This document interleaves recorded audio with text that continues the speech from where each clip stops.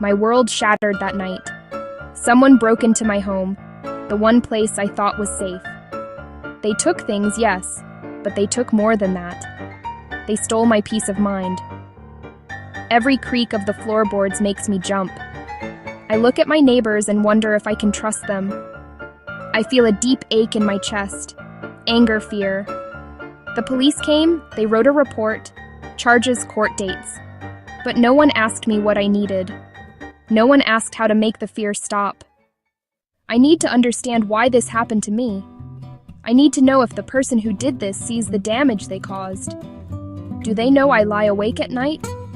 Do they know I am afraid in my own house? I need them to hear my voice. I need them to see my face. I need them to understand the harm they created. Punishment alone feels empty. It will not give me back my sense of safety. It will not answer the questions that haunt my quiet moments. I need something more. I need a way to heal from this wound, not just a way to punish the person who inflicted it. I hope to put the pieces of my life back together. I hope to feel safe again in my own home. I want to believe people can change, that harm can be repaired. Maybe if the person who did this could hear my story, something would shift. Maybe if they had to face the real-life consequences of their actions, not just a judge in a robe, they would understand. I am not looking for revenge. I am looking for repair. I am searching for a path that leads away from this constant fear and toward a place of healing and restored trust. This desire for something more than punishment is where restorative justice begins. It starts with the voice of the person who was harmed. It listens to their needs for safety, for truth, and for repair.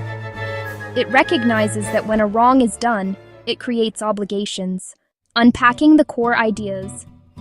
Restorative justice is a different way of thinking about crime and conflict. The usual justice system asks 3 questions. What law was broken? Who broke it? What punishment do they deserve? This approach focuses on rules and punishment. It often leaves the victim on the sidelines. The offender is defined by their worst act. The community watches from a distance as the formal system takes over. Restorative justice asks a different set of questions. Who has been hurt? What are their needs? Whose obligation is it to meet those needs? This changes everything. The focus shifts from broken laws to harmed people and broken relationships. The goal isn't just punishment. It's repairing the harm as much as possible. Healing for the victim. Accountability for the offender, peace for the community. This approach is built on a few simple but powerful ideas. The first idea, harm creates obligations. The person who caused the harm must understand the impact and do what they can to make things right. The second idea, victims should have a voice, a right to be heard, to ask questions, to say what they need to heal. The third idea, the community has a role. Supporting both parties, upholding respect, upholding safety. Ultimately, restorative justice restores balance. Restore the person harmed to security. Restore them to dignity. Safety is the most important rule in restorative justice. Without a deep and unwavering commitment to safety, the process cannot work. It can even cause more harm. This means the physical, emotional, psychological well-being of every participant, especially the person who was harmed. They must be the top priority at all times. Before any meeting happens, careful preparation must be done. Create a safe container for the difficult conversation. The principle of consent is central to ensuring safety. No one can be forced to participate. The person who was harmed must voluntarily agree to take part. They have the right to say no at any time, for any reason. They also have the right to choose how they participate. They might not want to meet the offender face to face. They could choose to write a letter to be read aloud. They could have a trusted friend or advocate speak for them. Giving the victim control over their participation helps restore agency. A trained facilitator plays a critical role in establishing and maintaining safety. This person is not a judge, but a guide. The facilitator meets with the victim separately. The facilitator meets with the offender separately. They listen to each person's story. They explain the process clearly. They set ground rules for respectful communication. During the meeting, the facilitator ensures rules are followed. No one is shamed, no one is blamed, no one is interrupted. The facilitator's calm and steady presence helps everyone feel secure enough to speak honestly and vulnerably. The restorative meeting, often called a conference or a circle, is the heart of the process. It is a carefully structured conversation designed to allow for truth-telling and problem-solving. It is not an argument or a debate. It is a guided dialogue with a clear purpose, to address the harm and decide together what needs to be done. The structure is simple but powerful. The meeting begins with the person who was harmed. They share what happened and how it affected them. Next, the person who caused the harm responds, acknowledges, and accepts responsibility. Afterward, the group creates a plan: apology, restitution, service, counseling, and writes clear steps everyone agrees on. Accountability in the traditional justice system often means one thing: punishment. It is about serving time, paying a fine, or following probation rules. Often, offenders never face the person they hurt or take personal steps to make things right. This is passive accountability. Restorative justice is active and relational. It asks three things: understand impact, take responsibility, take action to repair. This is more demanding than simply accepting a punishment. It requires courage, empathy, and effort, Making amends is the tangible part of this active accountability. If a teen vandalized a park bench, amends can go beyond paying for it. Working with the Parks Department for a month, writing a respectful apology, completing realistic tasks, related to the harm, respectful to the victim, and achievable for the offender. Active amends can restore self-worth and connection. Studies show restorative processes can lower reoffending by building real understanding of consequences. The power of restorative justice is best seen in small, real-life examples. Imagine a group of students who spray-painted graffiti on the wall of a local grocery store. The store owner was angry and felt disrespected.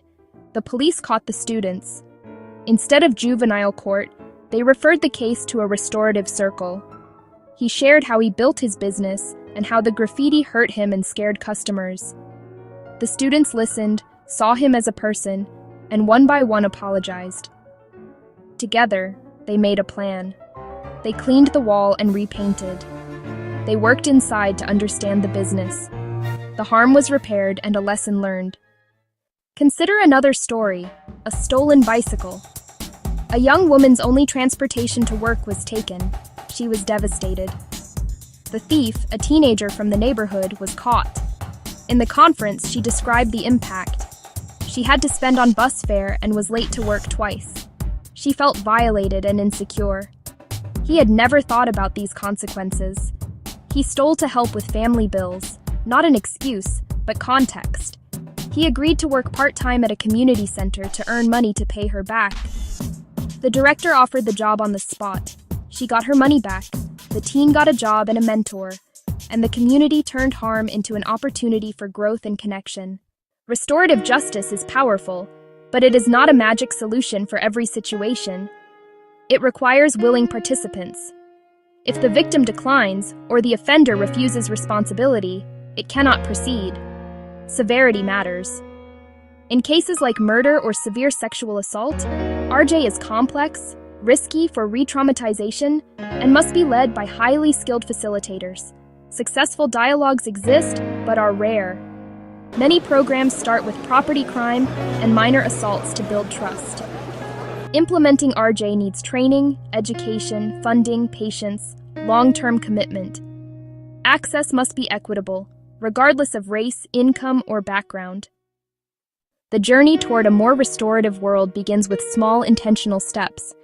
It starts not in a courtroom, but in neighborhoods, schools, families. The first step is to start talking about these ideas. Ask leaders what they're doing to address conflict in ways that repair harm. Build skills, listen better, ask open questions, learn facilitation. Start small, focus on a clear need, train committed community members, partner with courts and police while maintaining community ownership. Grow steadily, be transparent, and keep equity at the center. Across the globe, a quiet but pervasive crisis is unfolding, one that erodes the very foundation of our civic life. A profound lack of trust between citizens and the governments that serve them. Decisions are often made behind closed doors. Budgets are presented as impenetrable walls of numbers. The processes that shape our communities feel distant and obscure. This creates a fertile ground for suspicion, where citizens begin to assume the worst about how their money is spent and how critical choices are made. This erosion of trust is not merely a matter of public perception. It paralyzes progress, stifles civic engagement, and ultimately weakens the fabric of society. When people feel disconnected from their government, they are less likely to participate, collaborate, or believe in a shared future. This chasm of distrust, however, is not insurmountable. Tools capable of prying open the black boxes of bureaucracy and shining a light on public administration. These are not futuristic, unattainable solutions, but practical digital instruments deployable today to foster openness and accountability. From simple open data portals that make government information accessible to everyone, to complex systems like blockchain, creating immutable, tamper-proof records. The central promise is simple: make government actions visible, verifiable, and understandable to the people they serve. Imagine tracking your tax dollars from the moment they're collected to the exact school, road, or hospital they help fund. This essay will show how digital tools and blockchain can dismantle walls of opacity, use real-world examples to prove their power, and provide a roadmap for leaders and citizens to build honest, responsive, trustworthy governments. The journey to transparency is not just a technical upgrade, it's a fundamental rebalancing of power. By making information universally accessible and processes verifiable, technology empowers citizens to be active participants instead of passive recipients. It turns governance from a monologue into a dynamic dialogue between people and elected officials. This shift restores faith in public institutions and ensures they work for the collective good. The ultimate goal: honesty as an ingrained, verifiable feature of government. The path to a more transparent government does not require a sudden, massive leap into complex, untested technologies. Instead, it begins with simple, intuitive, widely available tools designed to make public information accessible to all. The most fundamental of these is the Open Data Portal. Think of this as a digital public library. City budgets, public employee salaries, crime statistics, business licenses, published in a clean, organized, machine-readable format. Instead of being locked in cabinets or buried in convoluted PDFs, this information is available for anyone to download, analyze, and repurpose, free of charge. These portals are catalysts for civic engagement and accountability. Journalists can uncover waste or corruption. Entrepreneurs can build helpful apps. Researchers can propose better policies. Beyond static data, digital tools can bring the very processes of governance into the public square. Live streaming city council meetings and public hearings on platforms like YouTube and Facebook removes physical barriers to participation. A working parent, a person with a disability, can now watch proceedings from home, submit questions in a live chat, and hear the debates that shape their community. Similarly, online feedback platforms and participatory budgeting tools allow citizens to propose ideas, report issues, and vote on how a portion of the public budget should be spent, transforming them from passive observers into active collaborators. While open data portals make information available, they do not guarantee accuracy or that data hasn't been tampered with. A government could alter a database to hide facts or change a digital record to favor a party. This is where blockchain offers a revolutionary solution. At its core, a blockchain is a shared, distributed digital ledger, thousands of identical linked notebooks across a network. New entries are broadcast, verified by participants, then added as a block to the chain. Each block is cryptographically linked to the one before it, creating a chronological, unbreakable chain. To alter a record, you'd need to change that block and every block after on a majority of computers, an incredibly difficult task. This structure makes blockchain immutable, ensuring the integrity of its information. Recording procurement end-to-end, initial bids to final payments, creates a permanent, auditable trail. No secret bid edits, no hidden favors without a footprint. Land registries, aid tracking, even voting systems gain verifiable integrity. To see real-world impact, look to the Republic of Georgia. After independence, property rights were insecure, bureaucratic, slow, and vulnerable to corruption and fraud. Citizens faced opaque processes, disputes, and low confidence, stifling investment and development. In 2016, NAPR partnered with Bitfury to anchor the digital land registry to a secure, private blockchain. They augmented, not replaced, the database, using blockchain as a secondary verification layer. Transaction essentials, sales, inheritance, were hashed and recorded on-chain. A unique hash created a permanent, time-stamped, tamper-proof record, independent of the central database. People received receipts linking to the blockchain record, enabling independent verification of ownership. Confidence rose, fraud risk dropped, and registration became faster and cheaper. Georgia shows that incremental integration can secure rights, reduce corruption, and stabilize the business environment, delivering a more honest government. While digital tools and blockchain offer immense potential, it would be naive to view them as a magic bullet. The digital divide, connectivity, skills, devices, can exclude the most vulnerable. Moving services exclusively online without equity risks a new form of exclusion. Bureaucratic inertia and fear of scrutiny resist radical transparency. Some resist because openness disrupts entrenched interests. Building secure portals and robust blockchain apps requires investment, development, infrastructure, security, and ongoing maintenance and staffing. Smaller municipalities may lack budget and skilled teams, risking digital ghost towns. A polished portal can still be a veneer. Cherry-picked releases hide controversy. Bad blockchain design can legitimize bad data. Technology is a tool. Without honest intent, legal access frameworks, and a watchful civil society, advanced systems can serve control rather than empowerment. Address the digital divide. Invest in connectivity and create access points in libraries, community centers, and government offices. Commit to digital literacy so everyone can find, understand, and use public information. Start small, scale smart, pick visible, high-impact pilots like broken sidewalks where data is straightforward. Demonstrate success, prove value, and win over skeptics. Iterate based on real-world use before a wider rollout. Implement robust governance, anonymize data, publish clear privacy policies, empower independent oversight. Build privacy by design so verification doesn't expose personal details. Pair tech with strong FOI laws and a vibrant ecosystem. Journalists, academics, watchdogs, via grants and civic hackathons. Ensure data is used to scrutinize action and drive positive change. Transparency requires unwavering leadership. Leaders must champion a clear vision for an open, honest, collaborative government. Make public commitments and weave transparency into policies and communications.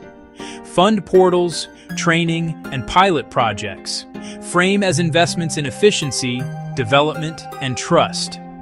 Transparent procurement reduces fraud and boosts competition. Identify innovators, give them cover to experiment, celebrate wins, and formalize roles like an Office of Innovation or a Chief Data Officer. Be accountable, share successes and failures, use data to engage the public in fixing problems. Model a culture where data drives learning, not blame. Leaders must build the political and cultural infrastructure where transparency can flourish. Technology can open the doors of government, but citizens must walk through them. The promise of honesty, is a two-way street requiring an engaged citizenry. Pay attention, visit the Open Data Portal, explore the interactive budget, tune into council live streams. Public attention signals that transparency is valued and actions are watched. Use feedback apps to report problems. Submit ideas and vote for neighborhood improvements. Be a watchdog.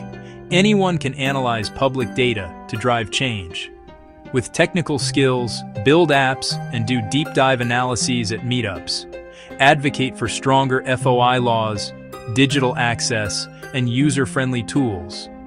Bottom-up pressure creates political will when citizens demand and responsibly use transparency.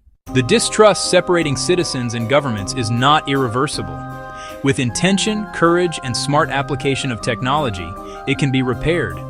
Simple tools make government visible and understandable. Cryptographic security provides unbreakable integrity, verifiable by all. Together, these tools lead to a government that is more efficient and more honest. But the journey faces human challenges. The digital divide, institutional inertia, superficial implementation. Leaders must champion, resource, cultivate openness, pilot, learn, and protect privacy. Citizens must use the tools to scrutinize budgets, report problems, contribute ideas, and hold officials accountable. An open government is only as powerful as the engagement it inspires. Technology is not the savior, but it is our most powerful tool to build open, accountable, and trustworthy governments worthy of a thriving 21st century democracy.